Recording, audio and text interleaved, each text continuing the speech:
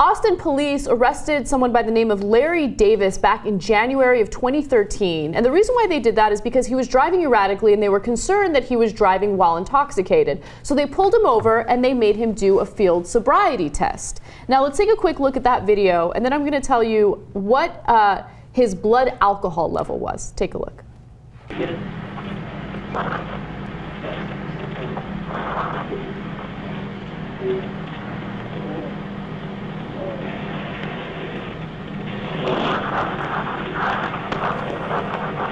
I'll explain everything here, okay?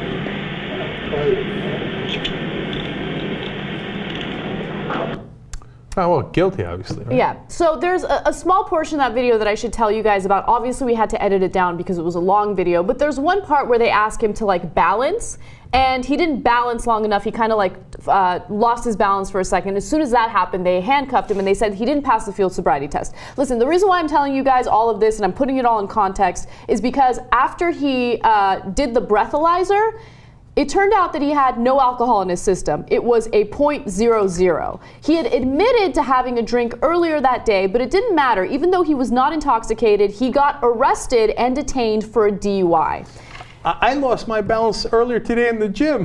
Doesn't mean I was drunk, okay? Yeah. I mean, you literally can't get lower than 0.00, and they arrested him anyway. So they arrested him anyway. He spent a night in jail as a result of this DUI arrest. He also volunteered to do a blood test. He did a blood test. It came back negative. So he was not intoxicated while he was behind the wheel. Now, right now, we have no video evidence indicating that he was driving erratically. All we can do is really believe what the cops are telling us. Yeah. But they're also saying that, you know, they still stand by their decision to arrest him and detain him. I should note that his charges were later dropped. But here's what a police official said.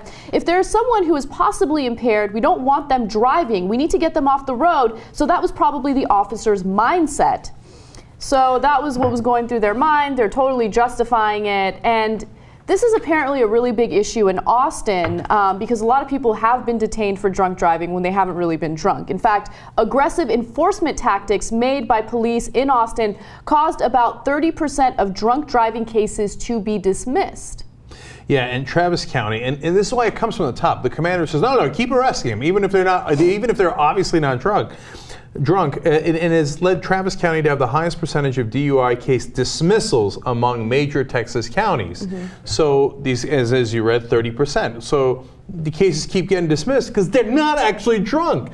But the commanders are saying, no, just in case.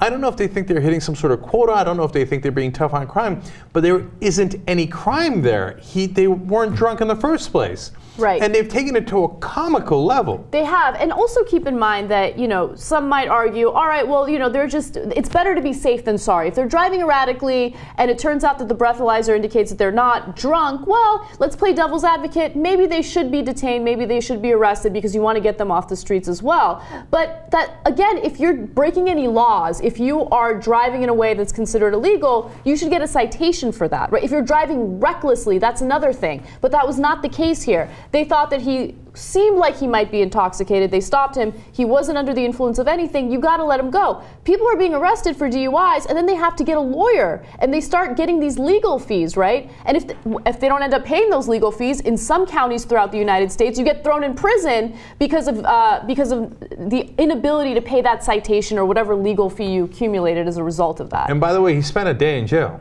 I mean, you blow a 0.00 and he spent a day in jail. Why? Because he's indigent, and the state actually had to appoint him a lawyer, etc. Since he's poor, nobody came to get him. They didn't have the money to get him, right? Like, honestly, if it was one of us, we'd be out of jail immediately, right?